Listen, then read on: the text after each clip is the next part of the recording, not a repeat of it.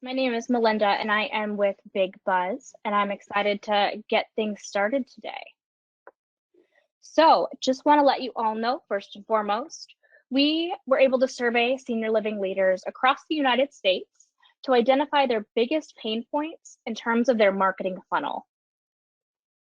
So, when we asked which part of the marketing funnel do you find most challenging, you can see below we had 52% of respondents say nurture marketing, or moving top of the funnel leads to awareness and then scheduling a tour.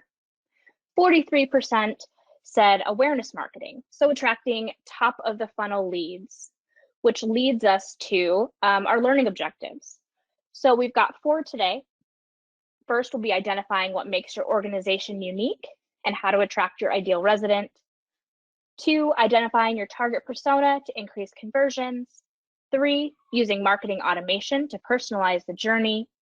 And 4, using marketing automation to help build relationships at scale. So let's go ahead and get started with learning objective 1. There are so many ways to reach out to your target audience. We've got your website, you have email, phone calls, direct mail, Facebook, blogs, automation, text messages, looking online. That's a lot of money. That is a lot of money going out the door if we don't know if that's exactly what's bringing in your target audience. So what if we just start with a blank slate? Let's start with the fundamentals. Getting clear on your brand and what makes your organization different. We recommend asking the people, asking your residents, asking the family members, asking those people that really, truly love your organization and what you do. We like to use voice of the customer surveys. They really help to tell your story and identify your uniqueness. So some questions we may ask would be, what is your perception of ABC community? How would you describe ABC community? What does ABC community do best? How has ABC community impacted your life? And one of my favorite questions, would you be willing to have your answers developed into a testimonial? This is a great way to get additional testimonials for marketing materials, the website, and anywhere else. Once you have those surveys in place, you're able to analyze the trends in the data to develop a unique fingerprint for your brand. Every brand is different, and every brand has something that makes it unique. So there are 5 elements of a successful brand. The first is a positioning statement. This articulates what the organization does, at what value, to whom, in the words of those served. Number 2 is differentiators. These are going to be the 3 main supporting points to the positioning statement. The key is to ensure that the differentiators offer real value to the target audience. You also want to compare your differentiators to those communities that are serving around you to make sure that they are unique. The third is your brand essence. This is the succinct idea that most often comes to mind when people think of your organization. The brand essence serves as the foundation for every interaction with your organization's marketing messaging. Some examples that we may be familiar with are Volvo, safety, or Coca-Cola, refreshing. We also have a mood board. This is going to be a visual presentation of images in the form of a collage that best represents your positioning, differentiators, and brand essence. This is really good to use to identify your brand's look and feel. It also allows everything to be more consistent with the providers that you're working with, and it can provide inspiration. And finally, you have your graphic standards. So guidelines for correct use of positioning, differentiators, brand essence, mood board, logo, as well as corporate colors. Consistency is definitely key when it comes to brand awareness. So here's an example, Applewood Our House. We have brand messaging, We have the differentiators, instilling a sense of calm and comfort, involved and engaged, and dedicated to customized care. We have a brand essence of welcome home again. We have a positioning statement.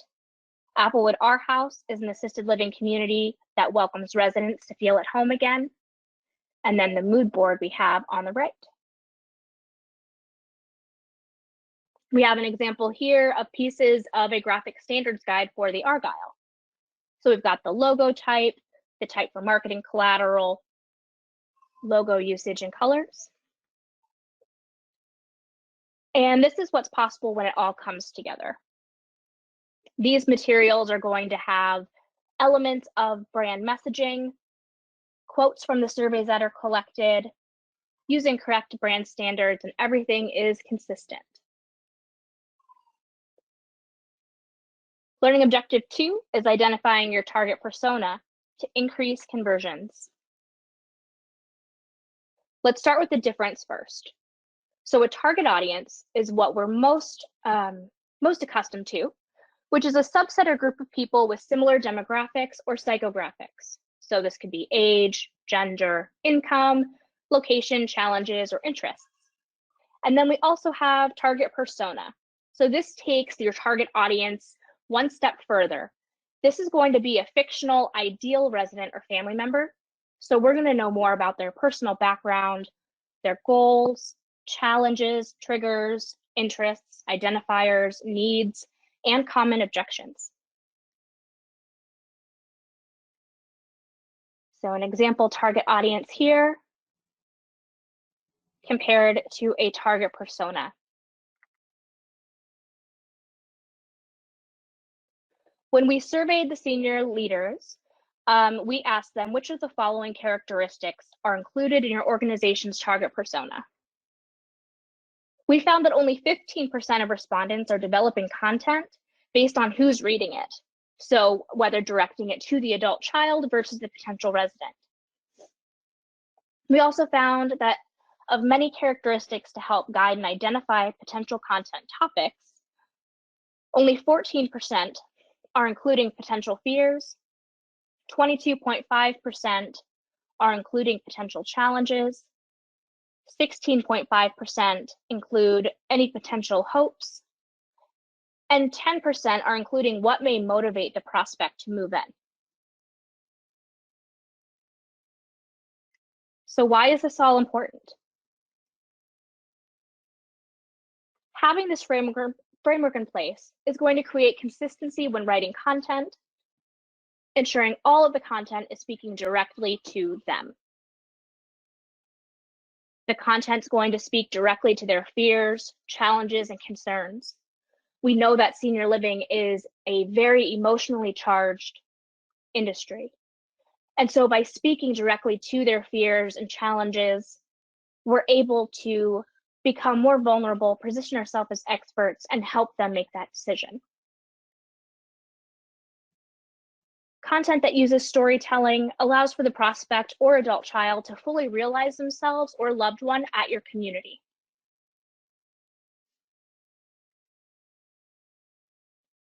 Your content will be valuable and it will position you as the expert. The content will provide the space needed for enabling a decision. And in the end, it's going to increase overall conversions. So I wanted to take a look at an example target persona development. The first question we want to ask is, what is their name? The reason that we like to put a name behind this is that way we know that we're speaking directly to that individual. So for this example, let's say their name is Brenda. What is Brenda's age? We'll say Brenda's the adult child, and we'll say she's about 65 years old. What is their level of education? This is going to help in terms of what kind of content we're going to be developing. So I'm going to say that she has her bachelor's degree. Are they still employed or are they retired? This is going to help develop your content, because if we know that they're still working, then time is going to be one of their pain points. So we know that we're going to be developing content that's going to help them optimize their time and really provide the resources necessary. So in this case, we will say Brenda is, she is still employed. What is their occupation? We will say Brenda is management in senior living. Do they have a family? If so, how large? This can help tie in, especially if she has children and the adult has grandchildren. Then you know to guide some of the content towards family activities, things where the grandchildren can come and visit, things of that nature, and really just echoing that family unit. What do they enjoy doing in their spare time? Do they enjoy going to church, going on hikes, biking, quilting? This is where it starts to get a little bit deeper. So what are their greatest challenges? Could it be fear in terms of whether or not their parents will be upset with them for moving?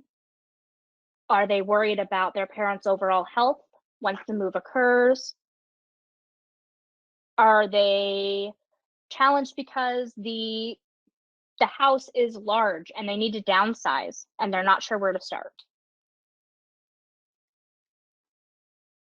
What are their greatest fears? What if mom and dad run out of money?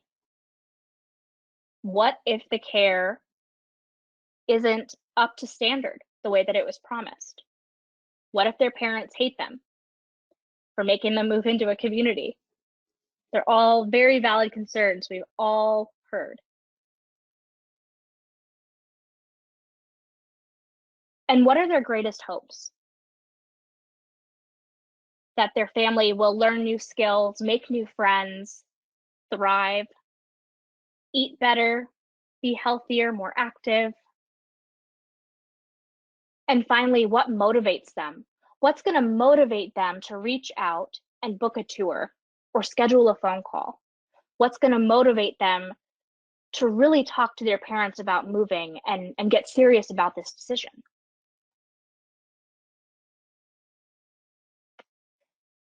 And are there any other tools to help guide content direction? You bet. One of my favorites is programmatic surveys. So utilizing programmatic surveys really helps to identify additional topics for relevant content.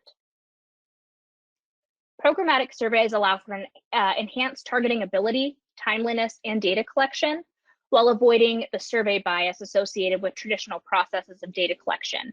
This could include voice of the customer survey, having any focus groups, or traditional interviews.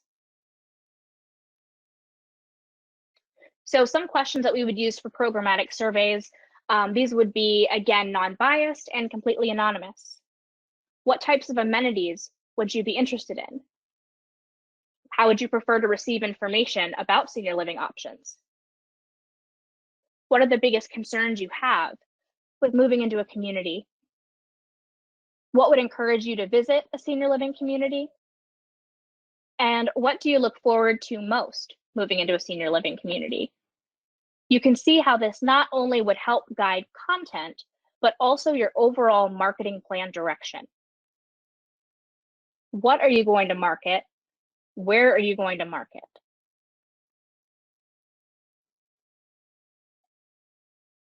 So when looking at the target persona, the survey data should revolve around the biggest pain points and motivators, allowing for a more robust content marketing strategy that's relative to your prospect's exact needs. So we're looking at their greatest challenges, their greatest fears, greatest hopes, and what motivates them. When we're looking at developing content titles, we like to keep a few things in mind. The first is, what questions do they have for us? What is their understanding of the current situation? Are we speaking directly to their needs? Are we using their language? And finally, is this helpful? By getting clear on what makes your organization unique, getting clear on who you're marketing to, and collecting data on common pain points and incentives is a perfect recipe for delivering content to the right person at the right time and serving up exactly what they need to see in order to move forward. Yeah, so the next thing I wanted to talk about is using automation to book more tours. When I was thinking about what to kind of highlight on the automation to book more tours, there's a couple things that came to my mind right away. Tracking and analyzing performance is the big part right there, because marketing automation platforms generally do a better job of tracking and analyzing performance, and I'll show you kind of why in just a minute here. The second is just making sure that the tours are attended. You go through all this cost of advertising and arranging to get someone to book a tour. If they no-show, that's a lot of resources down the drain, and now you have to follow up with them to get them to rebook. And boy, it's a big lost opportunity. So helping with that, and then really like boiling it down, just getting more done with less time. There's a lot of other things we have to do with our day, and all this repetitive stuff that we have to do is really getting in the way. It needs to get done, but we need to do it in a more efficient manner. So first on analysis, really when we think about tracking tours, we need to reliably track, like get all those leads and attribute them to something. How did that lead come in? So here you really want to know what channel or campaign it brought that lead in, or optionally, if you've got advertising with Google AdWords, boy, it'd be nice to see what keyword they came in on, right? Because that will really tell you which campaigns are driving leads and what's working and what's not. That's ultimately the great mystery with marketing, because it can be very difficult to do that. The other thing that has to happen is that we have to centralize this tracking. It's not really good enough to have, let's say, like our calendar book or appointment bookings in one system and our form submits in another system and our phone calls just not being tracked entirely. We kind of need all that stuff in one place, both the conversion, which would be phone call or appointment booking or whatever, and as well the channel source details. The other thing that can happen is if those aren't centralized, sometimes you get double counting. They booked an appointment and they called. They booked an appointment and they requested a pricing. They filled in the pricing inquiry form.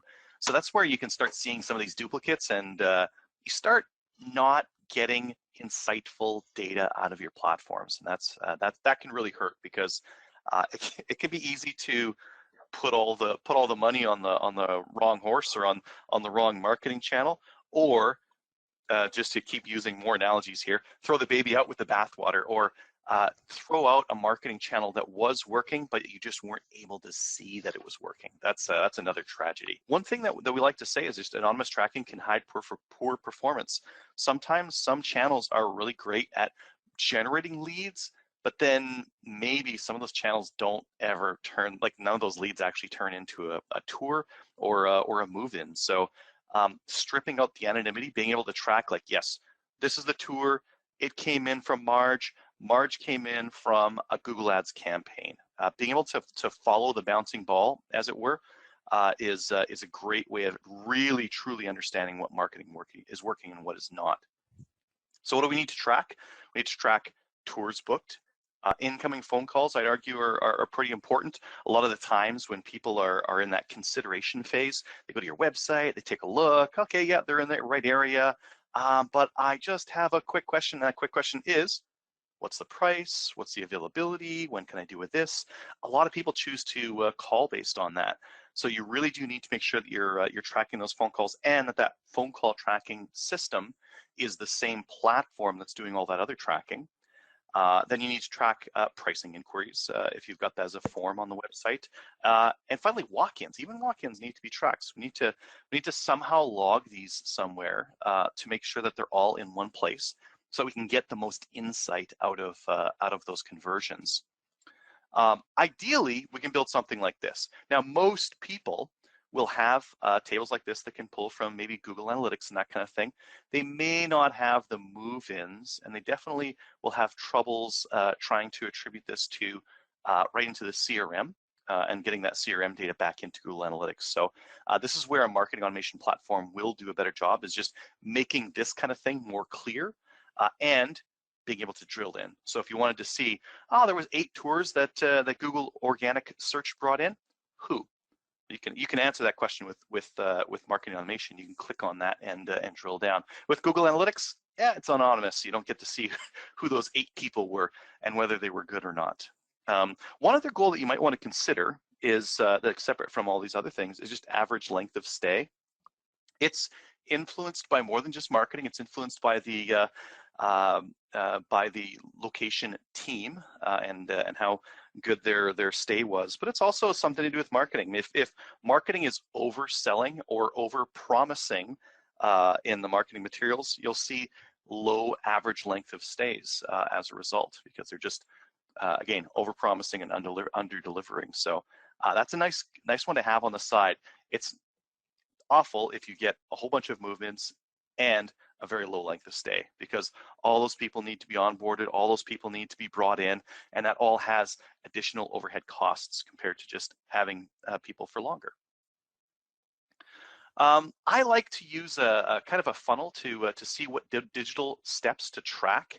And I like to, these can be a funnel. Sometimes they're not a funnel. I just like using it because it's a simple concept, and sometimes it can help with mapping out the content that we need to map out to these different steps. But I would check for email opens and clicks, website visits, whether they attended the tour. So like they booked it, did they attend it?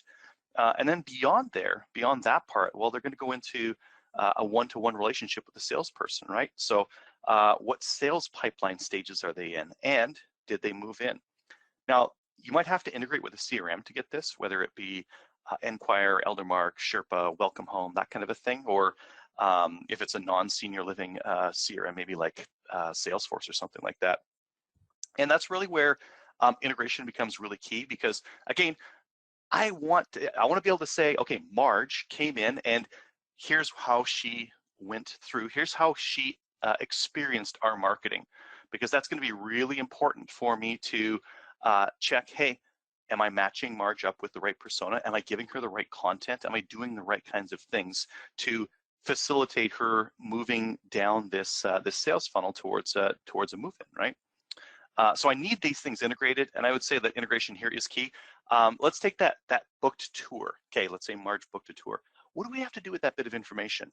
Well, we have to get it back into Google Analytics, for sure. We need to get it back into Google Ads. If Google Ads drove that move in, I need to get that conversion over there so I can use that data to better improve my Google Ads performance. If you've ever used Google Ads, I guess in the last 5 years here, 10 years, their conversion-based bidding is fantastic, but you need good conversion data to get back into Google Ads. So those move-ins, we gotta send that signal back to Google Ads, or Facebook for that matter. What if, if they booked the tour, okay, we need to get that into our Office 365 calendar to make sure that we see that meeting coming up. We might need to get it into our CRM. So getting those integrations is really important, as well as, if we're going to book a virtual tour, creating the meeting with Zoom or GoToMeeting or what have you, right? Making sure that we get that booked in there so that it's as seamless as possible.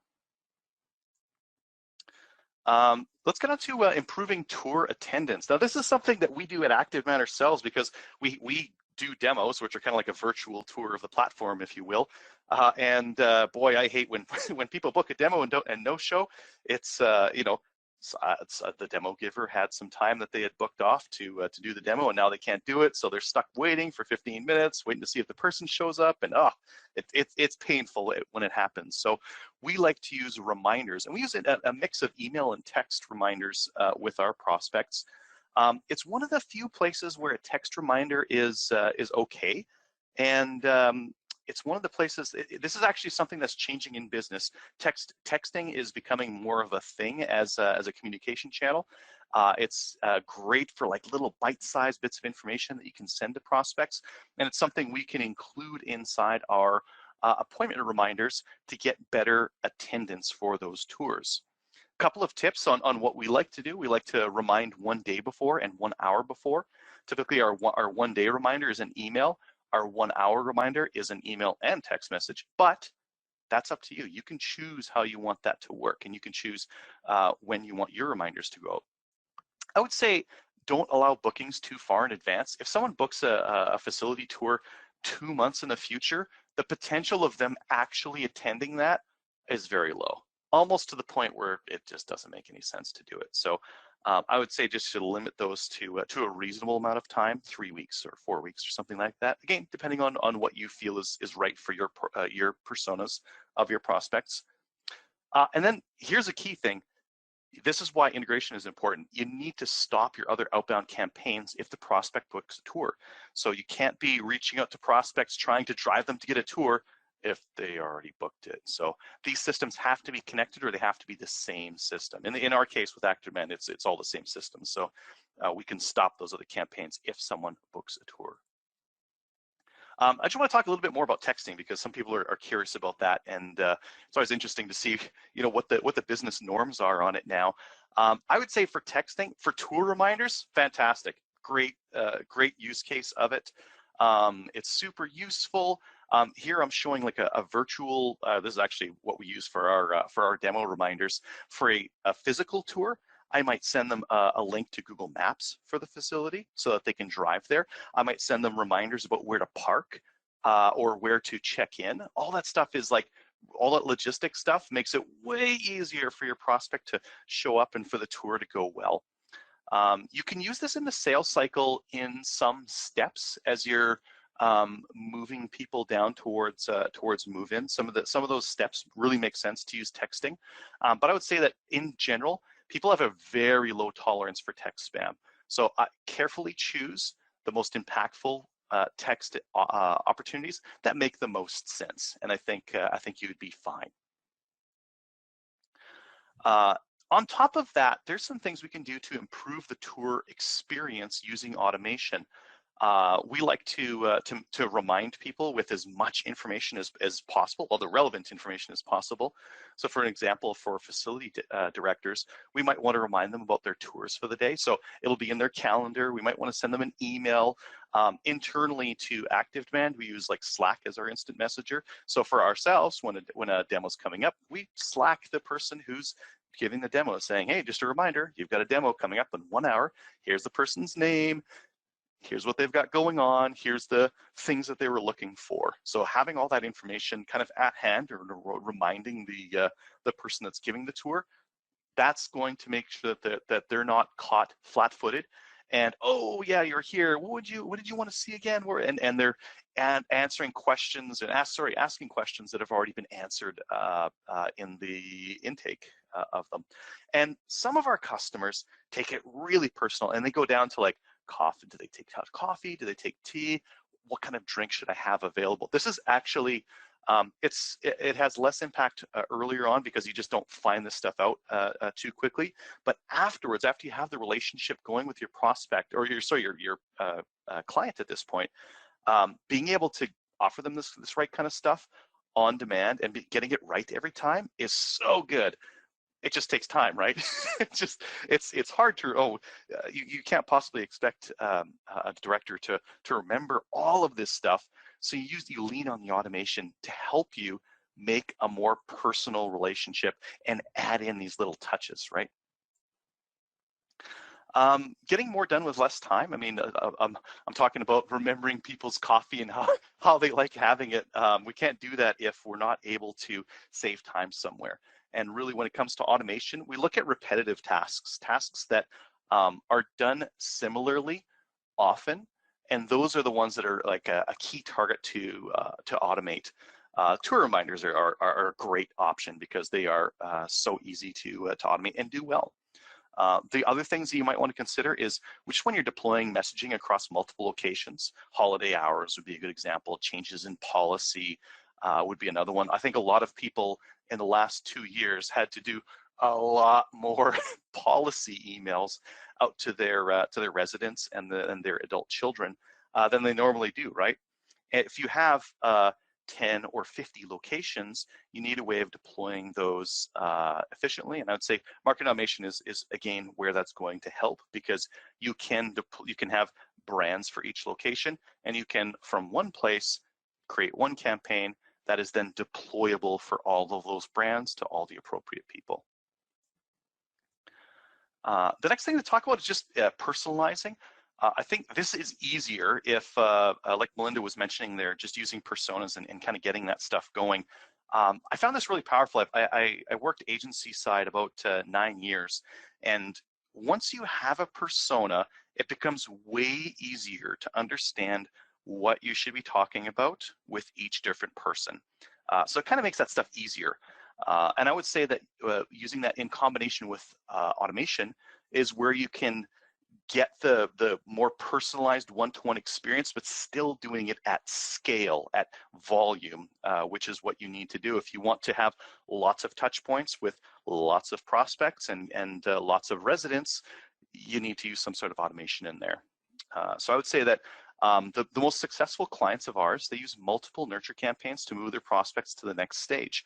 Then the way that the most successful ones do, they kind of have a tier list. Okay, what's the most important thing? Persona, that's the top level thing. Okay, how about after that? How soon are they looking to move in? That's another important thing that will change what kind of campaign or nurture campaign that we use for them. And then what do they prefer? Email, text, or phone calls? And I've seen some of the nurture campaigns that some of our clients have created, and they're fantastic. They account for combinations of those. They will automatically send the emails or text messages from the director to the prospect, and they will be personalized, or they will task out the director to make that call out to the prospect or to the adult child. So these help with consistency. They help with timing. You don't have to think about, oh yeah, I got to remember to follow up, and it gets rid of a lot of that thinking around follow-ups, and it gets you to purely executing on the stuff that you need to execute on. I would say that when you're looking at matching content, this is where the prospect is going to come in play here. And I'm using a tired cliche on the left-hand side with Ada, but I'm just using it for visualization purposes. Really, you'd have to customize your stages to what makes sense for your prospect. I would say that this is a great thing to do is to match up stages with what you need to give them to move them down that sales cycle. So if they're in the desire to action phase, we probably need to get them pricing. We might need to give them comparisons. We might need to give them resources on what to expect with move-in and that kind of a thing. But don't just think about the marketing side of things. Don't just think about pre-sale. Think about what you can be doing during the sale. Think of what you can be doing after the sale. Melinda was talking about getting testimonials. Fantastic. Another thing that a lot of locations are looking for is reviews. How do we get more reviews on our Google or on our other website that are positive for the place? Well, you got to do it through work. You have to reach out to those move-ins after maybe a week and say like, hey, how's it going? Maybe talk to the adult child. Would you like to review us on our Google My Business or wherever the case might be? That stuff's all super important, and it has to be done at scale, and it is repetitive. So perfect spot to use automation. And then finally, the last tip that I would get into here is just to use a platform that supports relationships or a relationship model. It's super important in senior living because oftentimes the move-in that has a lot of influencers in their life that are helping them make that decision. And being able to market with respect to those relationships is pretty tricky. And it's something that if you can do it with automation, boy, it looks so good. So I'm going to show you a couple of things here. First, we're looking at a contact here, Marge Worthington. And you can see here that we have a couple of relationships from Marge Worthington, a couple of connected contacts, if you will. This is inside Active Demand. And getting this kind of thing going does a couple of interesting things. It lets us send out messages like this. Hi, Bob. Next month, we'll be doing tango on Thursday nights at 5. If your mother, Marge, would like to attend, she'll have to fill out this waiver. Now, this is just a silly example, but look at how personalized it is. Look at like, imagine you received this email. Isn't it good? Doesn't it feel like the right kind of email you should be getting? It's not just a blind email that's inconsiderate of the relationship. It can actually take that into account and use that inside the email.